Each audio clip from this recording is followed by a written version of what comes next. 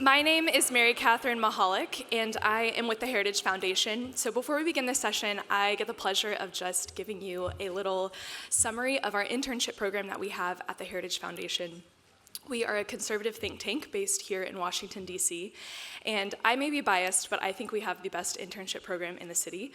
We have over 50 interns that come every spring, summer, and fall.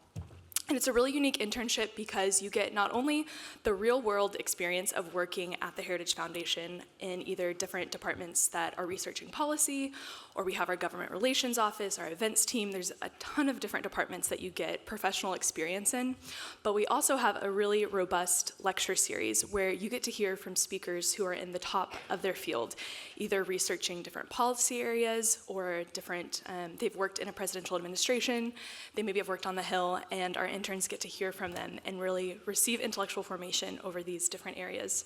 So if you're interested at all, we have our applications open for the summer and the fall. We would love to have you join us at the Heritage Foundation. So we're going to get started with our panel today. I'm really excited to introduce our speakers that we have. This session is titled Bioethics and the Future of Abortion. And our panel that we have, I'm just going to go down the line. We have Christy Hamrick with Students for Life of America.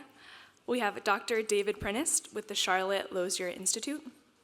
We have Katie Faust with Them Before Us, and Dr. Richard H. Sandler with the Pro-Life Council of American College of Pediatricians. So without further ado, I'm going to turn it over to them. Thank you.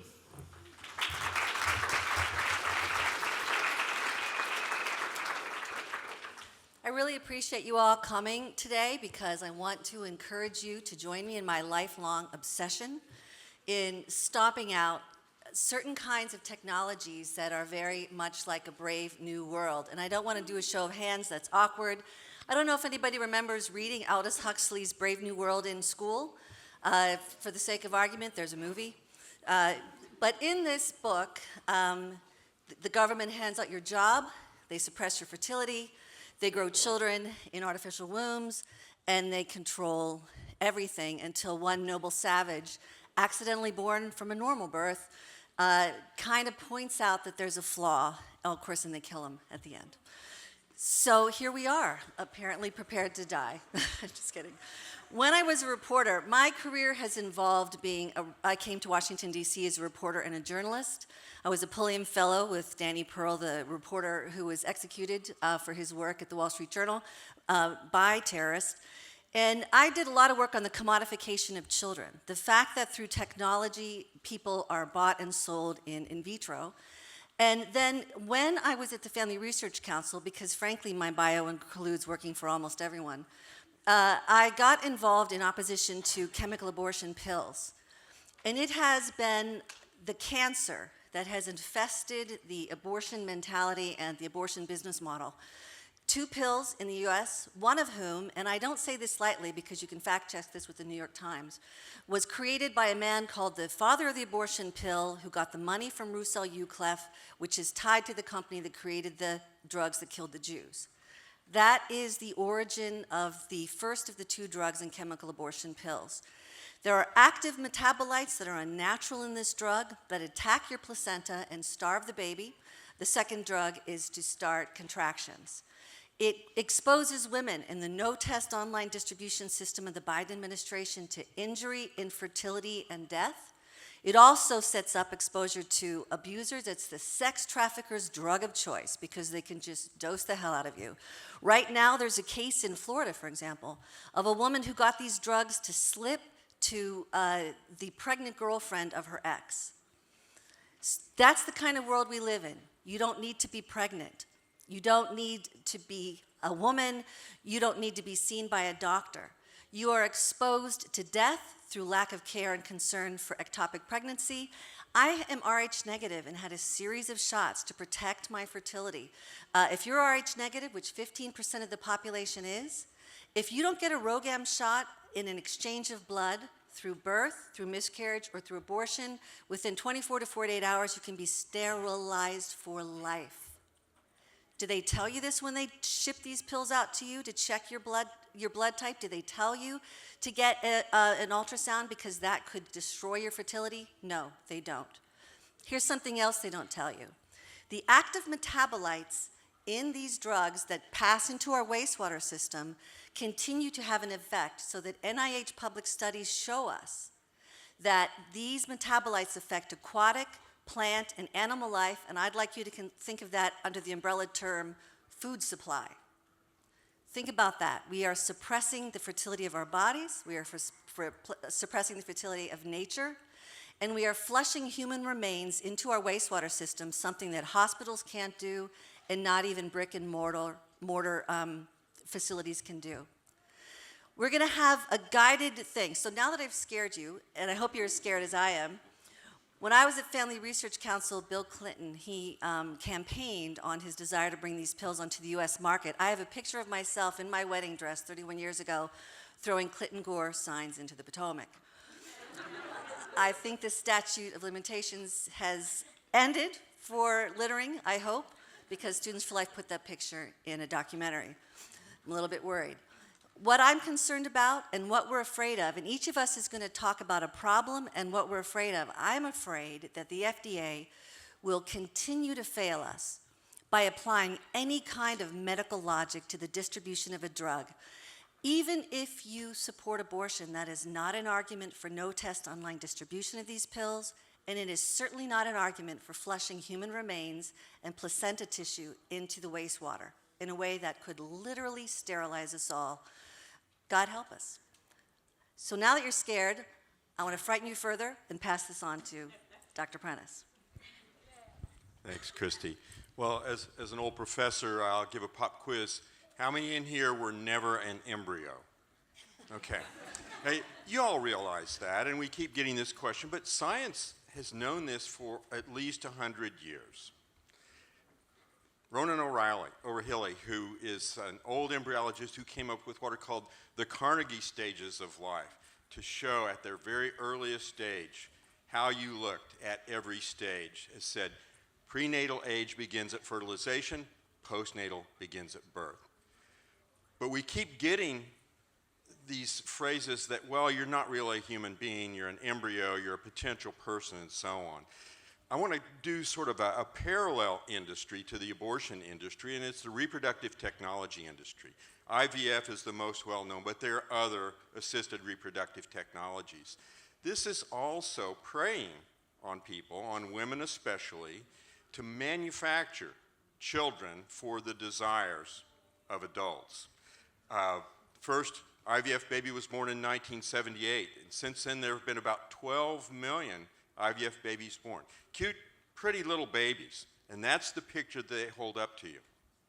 What they don't hold up is that there were 100 million embryos created during that period of time. What happened to the others? Well, they really didn't make the grade. And when I say make the grade, that's a literal term that is used. If you are made as an embryo in the Petri dish in an IVF lab, you're then graded. You're grown for a few days, and they give you a grade to decide whether you are high quality or not. Well, if some of you are high quality, there are others that are low quality. Human beings graded as a manufactured product that may or may not make the quality control. There's genetic testing that's done called prenatal genetic diagnostics. Again, to decide whether you make the cut. Another old embryologist, Robert Edwards, has said, soon it will be a sin for parents to have a child that carries the heavy burden of genetic disease. We're entering a world where we have to consider the quality of our children. Again, this is a technology that's eugenic. It's used to manufacture children, to manufacture embryos, and then you're graded in terms of the product. There are risks to the women that donate the eggs. Very often, it's not the prospective mother, but there are egg donors, literal recruiters who go out, usually on college campuses, and offer a few $1,000s to young women to donate their eggs. The process involves huge doses of hormones so that you get not 1 or 2, but 10 or 20 or 30 eggs at a time, surgically removed. About 20% of the women that undergo that have what's called ovarian hyperstimulation syndrome. It's a life-threatening syndrome where fluid accumulates in the abdomen and in the chest cavity. It can actually stop your heart or cause other problems. The surgery can nick an artery and cause bleeding. So it again is a risk to the women, but it's also a risk, this technology, to you as an embryo if you're being created and manufactured. We're finding out that there are risks of increased rates of birth defects, of certain types of cancers, even of effects on your aging as you get older and your cognitive abilities. And there's also this little risk that if you were frozen, because if you're making 10 embryos, they don't all go in the womb at the time. A lot of you get frozen for future use, maybe. Only about half the embryos survive that freezing. And so there are a lot of risks to mom. There are a lot of risks to the egg donor, even if she's not mom. There are a lot of risks to the embryo. And it's all, again, for a product. Children are not treated as children and gifts of God. They're treated as commodities and manufactured products. I'll go ahead and give my worries. I've got three, actually, that sort of parallel each other. One has to do with the continued march of these technologies. It's not enough now to just combine an egg and sperm in the dish, and we've got some embryos, and we'll put some in the freezer, but we'll put some in the womb. By the way, the efficiency since 1978 has not increased. It's still about 25% success rate for that. But now they're coming up with other ways to make embryos, more technological ways. You might not have even heard of them, but there are now 3-parent embryos where you combine parts of 2 eggs. The basis is supposedly to get around some genetic problems, but it's really to try and come up with a better way to make an embryo.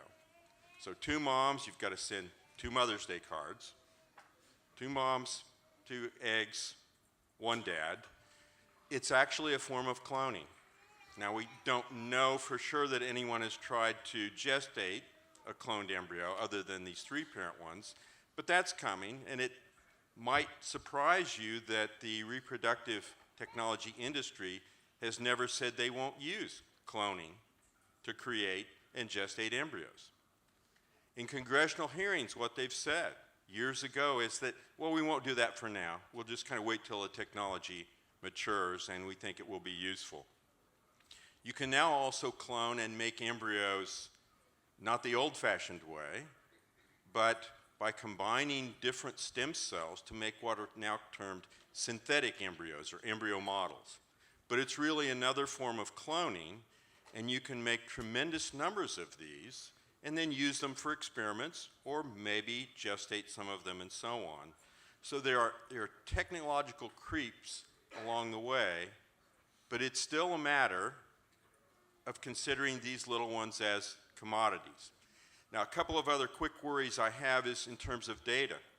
The CDC data in terms of reproductive technologies is not very good. It's voluntary, tell us your statistics. And they're not regulating any of this industry at all. The abortion industry is pretty much the same.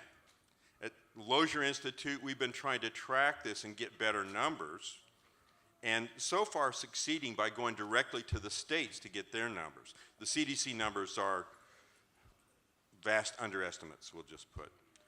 But another worry is whether the data will continue to be valid, because with the rise of chemical abortion, you now don't know how many women are maybe getting abortion pills, taking them, going to the ER and saying, well, I'm having a miscarriage.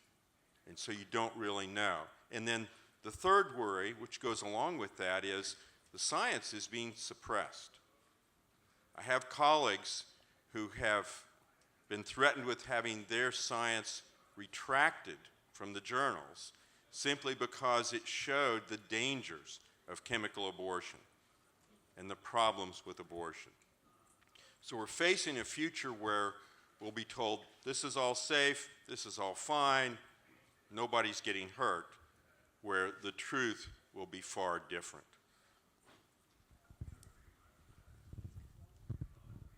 Well, Little round of applause for Mr. Charlotte Lozier over here.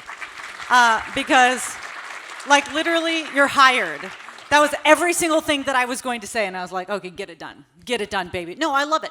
Because honestly, if we are serious about preserving embryonic life, the baby-making industry destroys more embryonic life than the baby-taking industry every year. Okay? So if you really care about every life from conception, then you're against IVF in almost all cases. So I'm not going to go into that. You did it. Fantastic. Well done. So we'll take another tact here, okay? And that is that tactically, what I think that we need to be focusing on is my organization. So, okay, quick question for you guys. How many of you guys, raise your hand if you know or have heard of more than 10 different pro-life organizations? Okay, great. And how many of you guys think that you might know or have heard about more than 20 pro-life organizations? Okay, great. Anybody think that they know of like 25 pro-life organizations? Think state level, international, national. Anybody 25-ish? Yeah? Okay. So the reality is, thank God, we have dozens of organizations defending children's right to life. It is our primary right. If you don't nail this down, you get nothing else. So it's critical. Children also have rights on this side of the womb as well. Okay, once you safeguard their right to life, children also have a natural right to be known and loved by the two people responsible for their existence, their mother and father. Now, that is the lens that Them Before Us takes whenever we look at any marriage and family issue. And what I love is I think the pro-life world has shown us the effective way to talk about marriage and family, and that is child-centric. So we, Them Before Us, as far as I know, are the only organization committed to defending children's rights in marriage and family. And we need to adopt some of the same tactics that the pro-life world has used. So let me talk a little bit about that. First of all, talking about children and their rights based on natural law. These are natural rights. We're going to advocate for these fundamental natural rights, whether or not civil law recognizes them, because they remain true even if a Supreme Court says they don't matter and they don't exist, right? That's what happened with Roe. The Supreme Court said this discussion is over. And so simply children don't have a right to life. And you all and generations that went before you said, I don't think so. Children do have a natural right to life, whether or not our civil laws recognize it. So similarly, about 9 years ago, the Supreme Court said, in essence, children do not have a right to their mother and father, right? That functionally, children can be regarded as accessories, items to be cut and pasted into any and every adult relationship. That's what happens when you redefine marriage. When you make husbands and wives optional in marriage, you make mothers and fathers optional in parenthood law. So question for you. When was the last time you heard any federal office holder even say, or any government institution say, children should have a mother and father? Have you heard that recently? Right, you haven't. Because now to even recognize that fundamental natural reality is considered discrimination. It's discriminatory to say children should have a mother, not even that they have a right to it, but that they should have it. Okay, so we need to, in the marriage and family world, I often talk about how if anti-abortion work is children's rights 1.0, marriage and family needs to be children's rights 2.0. Okay, because let's just talk about the importance of a child's right to their mother and father. So, question for you. Let me just give you a little multiple choice option here. If you could solve one of the four issues, one of these four issues, if you could just wipe it away, which one would you choose? The first one is teen homelessness. Second one is child poverty.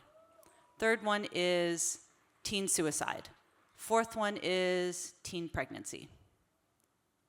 How many of you guys would choose homelessness? Just say, no more of that. Every kid has a place to live, safe. Okay, good, yeah, there's a few of you. How many of you guys would say no more child poverty? Totally wipe out child poverty. How many of you guys would say there will be no teen that kills themselves this year? Okay, good. How many of you guys would say there will be no more unexpected teen pregnancies? Okay, good. Now for me, I have a really hard time choosing. I want to end them all. I want to solve them all. I want to wipe them all away.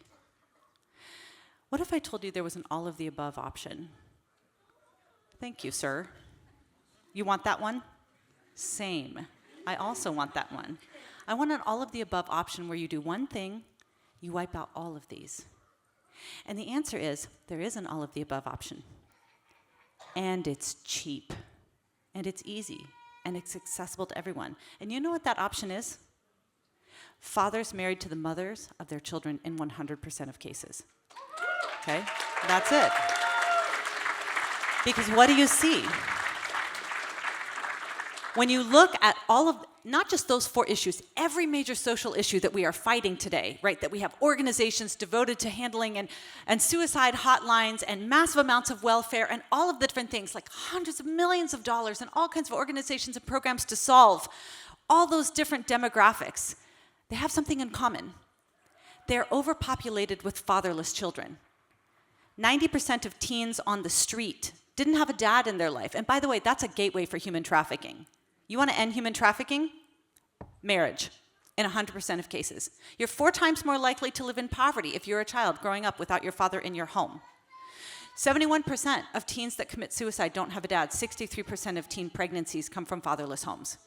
If you can defend a child's right to be known and loved by their mother and father, you fix pretty much every social issue that we're facing today.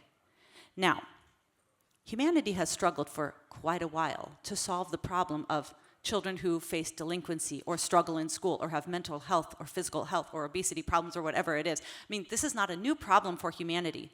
Very interestingly, all the major religions of the world, most societies throughout history, have come to the same conclusion. The way to safeguard not just individual child thriving, but social thriving, is to insist that fathers commit to women before they have sex with them and stay with them for life. Okay? That is called marriage.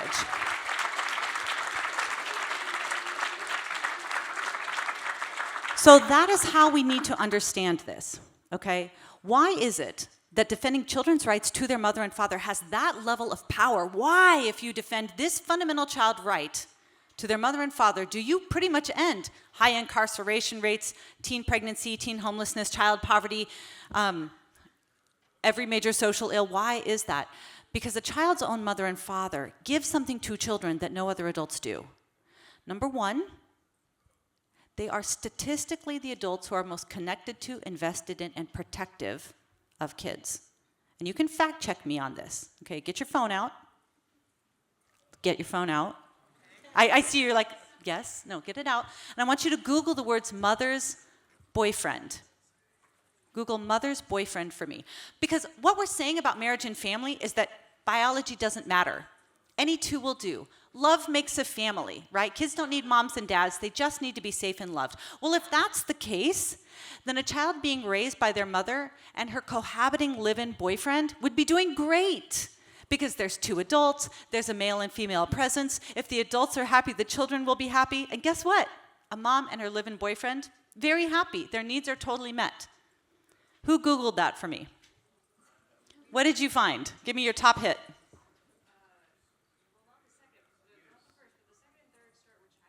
Okay, child abuse, high rank. What else? Gunshot? What else? Yeah. Why are mothers' boyfriends so likely to kill? Okay, so you could go through tens of thousands of pages and you're going to read the most horrific cases of child abuse and filicide that you're going to see anywhere on the internet. An unrelated adult living and sharing living spaces with a child who's left to care for the child alone is statistically the most dangerous person in a child's life. Family structure is a matter of justice and child protection. The second reason why this matters so much to children is those 2 adults grant children their biological identity.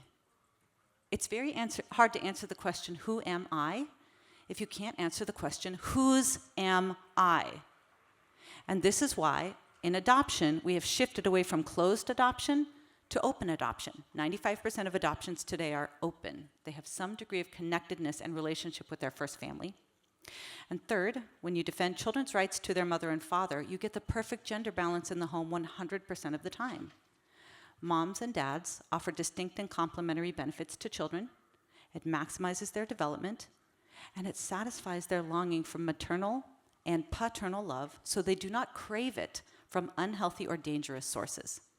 So, I just want to encourage you. We need to take the same child-centric messaging and mentality, the lens of, I understand that you're struggling and you're scared because of this diagnosis or this unexpected pregnancy, and I'm going to empathize with you and walk with you, but no amount of adult longing or loss justifies violating this child's right to life. Right? That's how all of you feel about the abortion issue. Now we take that same mentality into marriage and family, and we say, I understand that you are dealing with a challenging marriage situation, you're struggling with infertility, you experience same-sex attraction, you have gender confusion, you desperately want to be a mother or father and haven't found Mr. or Mr. Right, and I will empathize with you, and I will walk with you, and I will bear your burden. But no amount of your longing or loss justifies violating a child's right to their mother and father. In both of these areas, someone is going to do the hard thing. Either it is going to be the adults who sacrifice to protect the rights of the child, or the child would have to lose their rights to satisfy the desires of adults. So we, as child protectors, need to take our child-centric mentality from the pro-life movement and move into the marriage and family world as well. We need to see this as the second front of child protection, right?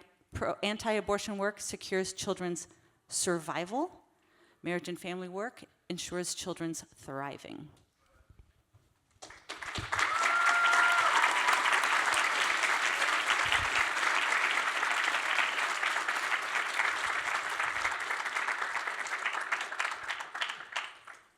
Hi. They've said what I want to say. My name is Richard Sandler. I'm a pediatrician, almost 50 years now in medicine.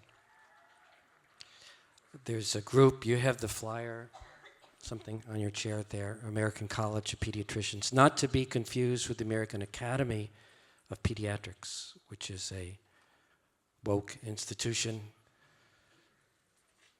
Our three goals here are to fight for the unborn, to oppose the craziness of gender-affirming technology and mutilating young, mixed-up teenagers, and to protect the ability of physicians to exercise their conscience rather than being told you must commit abortion or you must commit euthanasia and a whole bunch of other slippery slopes. So check it out. We're here as a resource for you. I've been asked today, I thought, to address the pill abortion pill, chemical abortion. The abortionists call this medical abortion. We don't like that term because medical means, well, maybe we're trying to help people, and killing babies is not healthcare. So it's chemical abortion.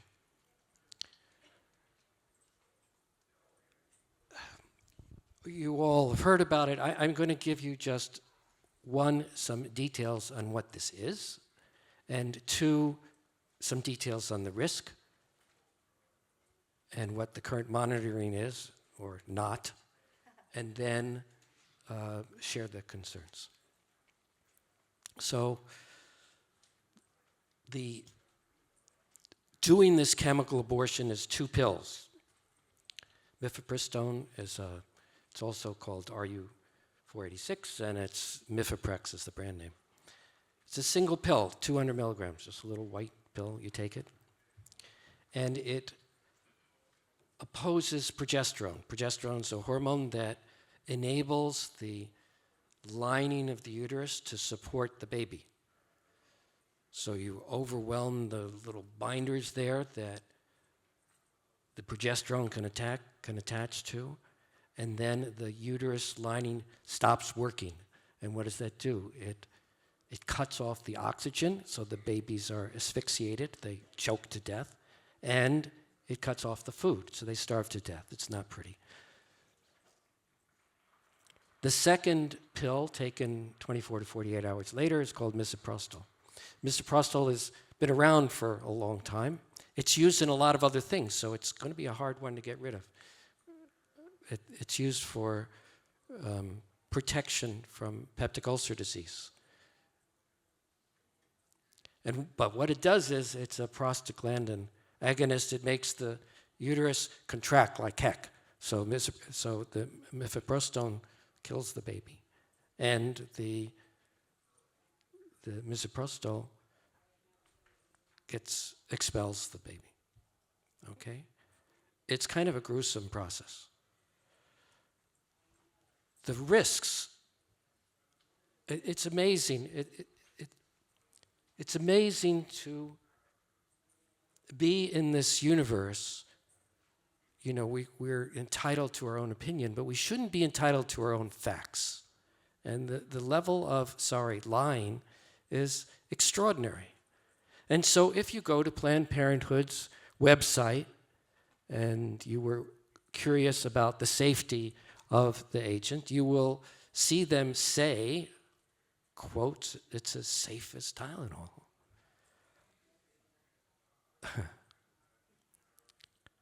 Well, really? So the manufacturer, Denko, puts out a monograph which lists the adverse effects and lists their incidence. And I'm not going to rely on my memory. I brought it up in the computer here.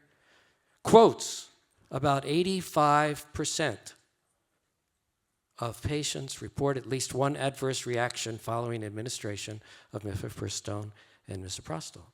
Really? Does that sound like Tylenol? Partial list of the effects in the handout, for goodness sakes. You don't have to dig in the literature very far to find this. Diarrhea, 30%, nausea, 60%, vomiting, 45%, weakness, 60%, and 40% of chills, dizziness, headache, fever. Okay, that stuff. Now the serious stuff. Vaginal bleeding. Everybody gets vaginal bleeding. It's not a little bit of vaginal bleeding. It's 9 to 16 days on average, sometimes longer than 30 days of severe cramps and vaginal bleeding.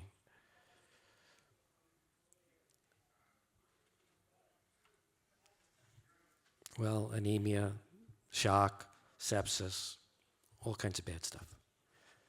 So, obviously the FDA and the pro-abortionists are not concerned about the safety of the baby.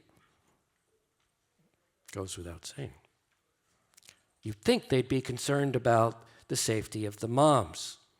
And initially, there was some effort to do that.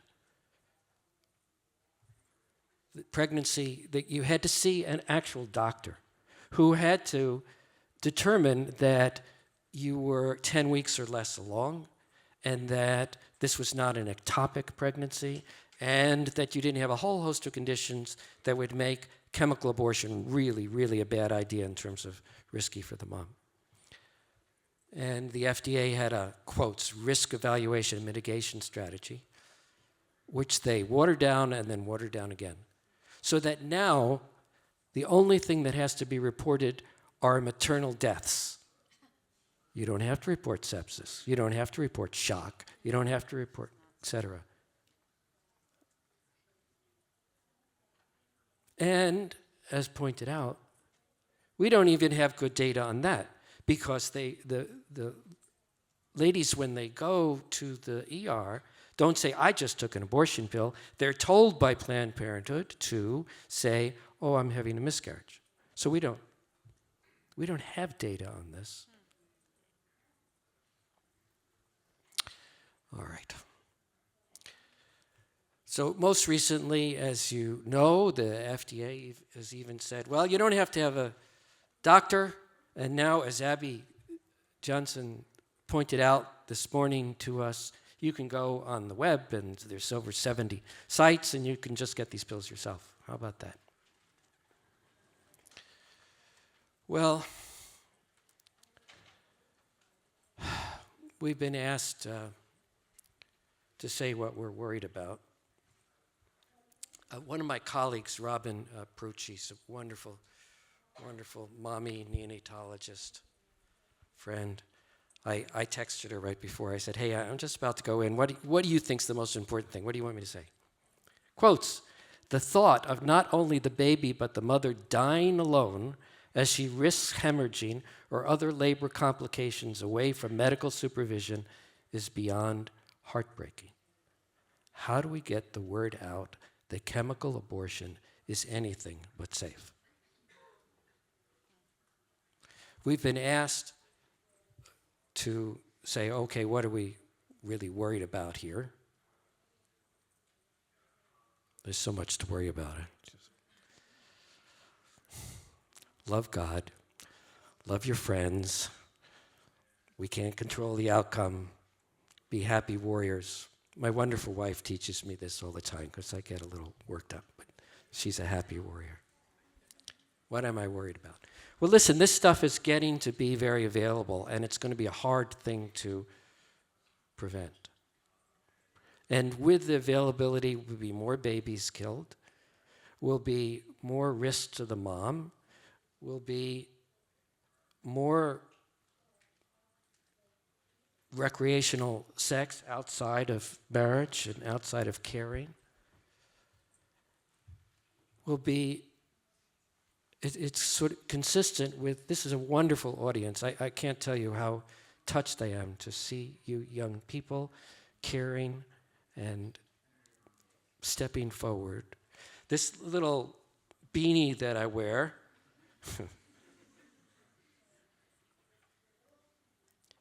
is to remind me that there is a higher authority to who I am responsible and I should act accordingly.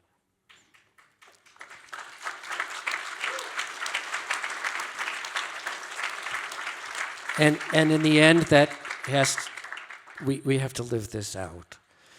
What am I concerned about? That our values, that the chemical abortion is one significant factor that is leading us away from Judeo-Christian values, is leading us away from family and the value of family and mothers and fathers. And this is not a good thing. And we have to work on the legislative front, but you know, as this stuff is super available, it's really the battle of hearts and minds. Because if there's all kinds of rules out there, but you can still get it rather freely, it's going to be acted out, right? So you've heard the analogy often with slavery and so many other things. Even if there were laws permitting slavery right now, there are very few people who would say, oh yeah, that's a really good idea, and be going for it, right? So that's where the battle is of hearts and minds. And so we've given you some bad news, but the good news is you are here, you care, you're understanding this, and that's where it starts. Thanks.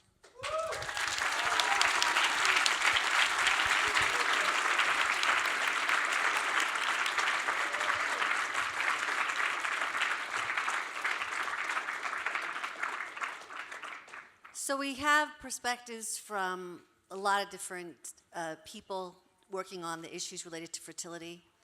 We're going to have somebody come up so that you guys can ask a question. But I think, so you can line up and ask questions if you wish, but I think to ask a question of the panel, actually. What we have done is severed fertility from relationship, and we've even severed humanity from children. There's something that we can buy and sell. There's something we can barter away. I can sell pieces of myself, my eggs or whatever I'd like to sell. How has that, I don't know, capitalistic mindset, really poisoned this? And speaking for myself, I find it fascinating that the one thing that doesn't matter in the sale of chemical abortion pills or IVF is the fact that, and also, frankly, the sterilization of children with sex-altering protocols, is the fact that you lose your ability to ever have a child. How is it that we have come to the point where through various technologies, we are sacrificing fertility, and I don't know for what? How has that impacted us? I'd like to hear all you guys. Well, there was actually a report in 2005 related to this point, and the title of it was Sex for Fun, IVF for Children.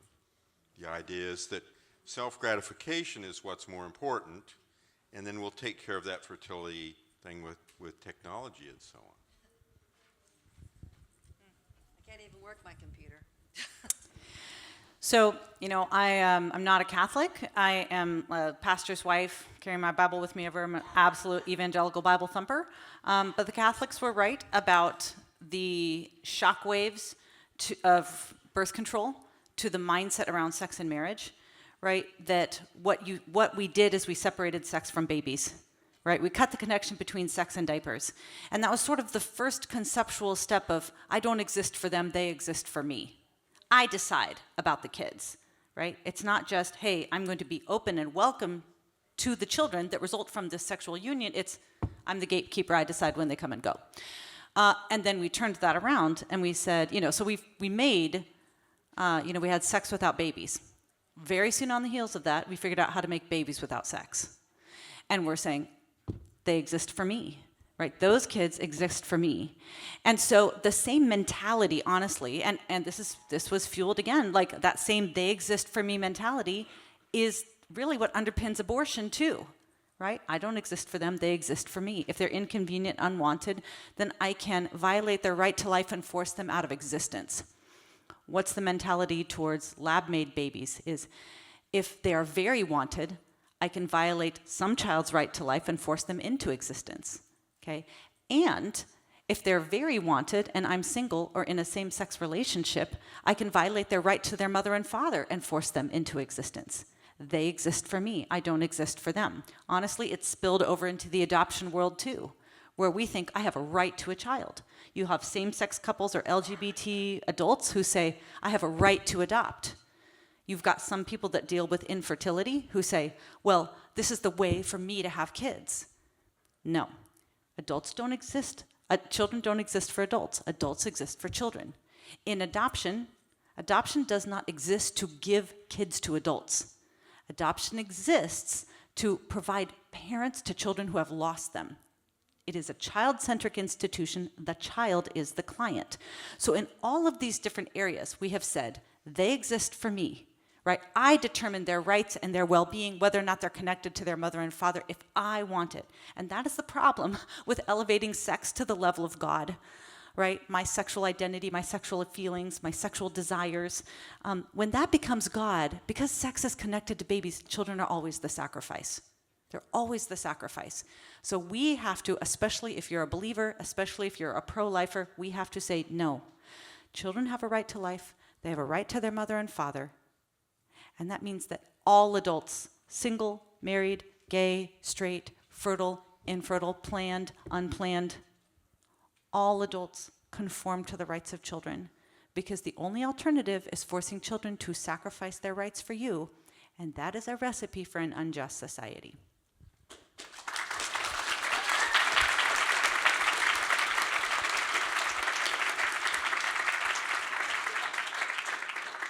So all these problems are connected, aren't they? And the disconnection from a sense of that there's a higher order, and the focus on narcissism, what's good is what's good for me. And then these other things follow from that. And that's what we have to call out. And kids are yearning for that sense of purpose and connection, and there's a joy in taking responsibility, and there's an aimless, pathetic waste in not, in just, okay, what's in it for me? Again, so I'm so glad you're here, because I know you guys know all that. But that's what ties it together. It's taking responsibility within a sense of a higher order of what's right.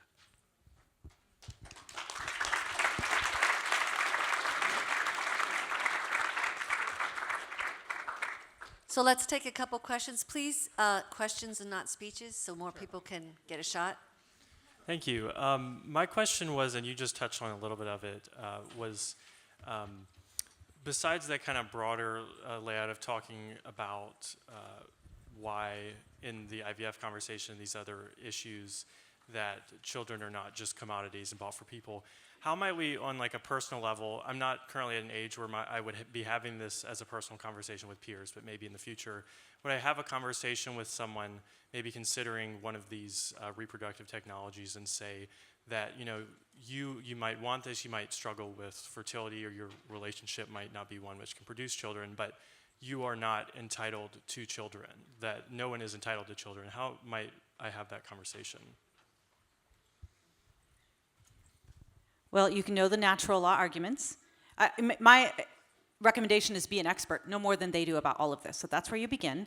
You can certainly know the arguments, but I think the best way to approach this is make them read the stories of children who are intentionally motherless or fatherless, or purchased through the world of big fertility, who lost a connection with a biological parent or two, who feel commodified, who feel like they were a eugenics project, who struggled with identity issues, who experienced mother or father hunger because they were raised in an intentionally motherless or fatherless home. I would say make them read it and say, what about the child? What do we owe them? What would you say to your kid if you, because you're 40 and you haven't found Mr. Right and you think, well, it's my time to be a mom and I'm entitled to this? What would you say to that child when he says, why don't I have a dad? Where is he? Does he know that I exist? And you're the person responsible for his absence. So it's unlike adoption in the sense that we have one study that compares outcomes between children created through third-party reproduction and adoptees. And very interestingly, the adoptees fare better, even though they're being raised by neither biological parent, versus the sperm donor kids who are always being raised by biological mother. Why is that if biology confers such advantage? It's because when you're born of big fertility, you are being raised by the adults who inflicted your parental wound. In adoption, you're being raised by adults who are seeking to mend your parental wound. And that creates a distinct psychological difference, right? I can enter into my adopted child's loss and mourn with him and question with him and grieve with him. If that sperm donor kid goes to his single mother by choice and says, I really want a dad, he's talking to the person responsible for his father's absence. And that means that he has an additional psychological burden. I just say, you know, you're considering this, will you read 20 stories of children created through sperm donation and then think again? I have one funny idea for you, too. Vince Vaughn's movie, Delivery Man, fathered 500 children through in vitro, and those kids wanted to know their dad. And I cry every time I see it.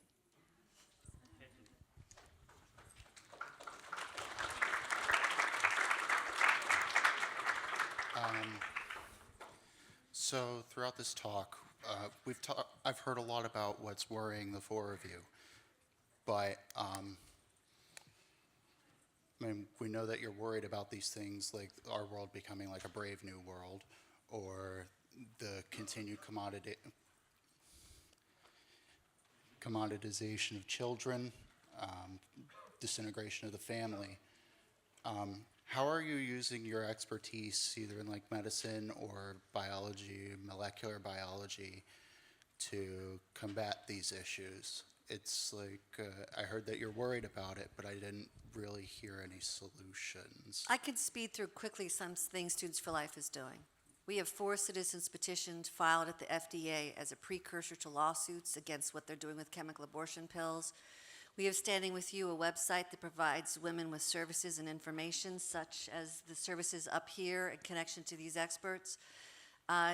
We need to connect with the women who are making these decisions in real time, and we are working to do that at Students for Life, but frankly, I don't think there's a lot of good ways to change this without legal action and legislative action. So that is, and if you go to our website, we could get more information, because I know we're running out of time, but trust me when I say that's about what I do 20 hours a day, and then I have lunch.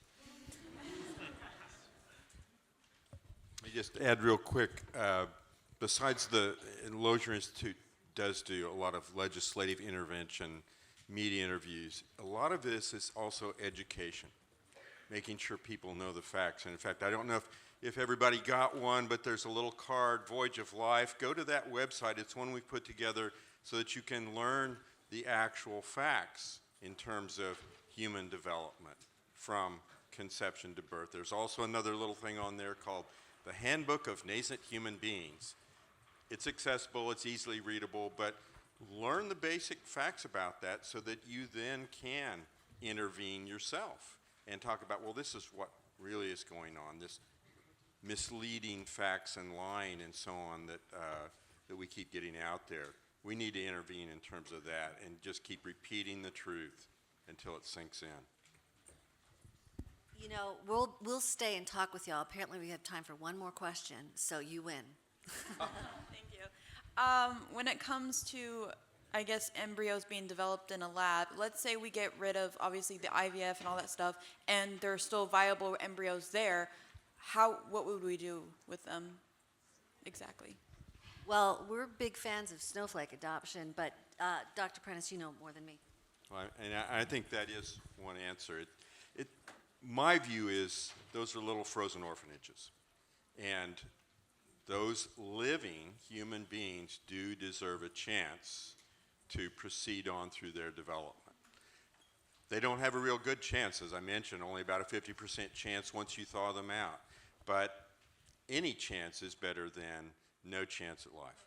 So would you say then they should be inserted into a womb by that? My position would be that, yeah, they ought to have the opportunity, and there are lots of couples actually, and the snowflakes are not the only group for this type of adoption of embryos, but it's done in a way to provide them a family structure and some identity. I'll jump in too and say that when you create a child that is unwanted or unplanned, the solution is not adoption. The solution is parenting. Okay, if you make a baby, the number one step to take next is to parent the child. Okay, it is for both mother and father to reorient their life around that new life so the child loses neither their right to life nor their mother and father. So when we talk about the 1 million to 1.5 million embryos on ice in this country, the first thing we should not think is have them adopted. The first thing we need to think is, you made those babies. They are your babies. Go and get them and implant them. Very often, they're not being implanted because they're, the first 2 took, and they're like, 2 is enough for us. And we need to say, you know what? It's not what you want that dictates this. That child has a right to life. Those 5 frozen children have a right to life, and they have a right to be known and loved by you because you made them. And so go get them, even if you have to take out a loan, buy a van, get a bigger house, move in with the parents so that they can help you, right? That actually is what parenting demands, is a life modification. So, because what are the alternatives? The alternative is they're going to lose their life, or they're going to lose their right to their mother and father. Now, so that needs to be number one. It's not somebody else's job to parent a child that you create. Now, sometimes in this tragic, broken world, parents cannot or should not or will not parent the children that they create. And in that sense, adoption serves as a critical child-centric institution to serve the needs of the child. But the first thought is not, let's put that child with another family. We need to have a similar mentality with children on ice. If you made the babies, go get the babies. Now, 20 to 40% of those children in frozen storage have been functionally abandoned. They can't find the birth parents anymore. They're not paying the storage fee. They have no contact information. For those kids, then embryo, not donation, but embryo adoption is the right way to go. An adoption where the intended parents go through all of the same screening, vetting, background checks, home studies, references, post-placement that regular adoptees go through. In those situations, you adopt entire batches of embryos, so at least the children can stay with their sibling groups if possible. In those situations, whenever you can, you make sure there is an open adoption relationship, because those kids, even more than traditional adoptees, are going to have some pretty dystopic questions, like, why am I chronologically older than the mother raising me? Why is it that you chose those 3 siblings I look more like you than the siblings that you raised? Why did you choose them and not me? They need to be able to have access to the parents that created them, and they need to have an open relationship, because there are going to be some questions that deserve to be answered. So I believe that as a last resort, embryo adoption is the just response, but there's an awful lot of things that need to happen before that, primarily for the people that created those babies to take responsibility for those babies.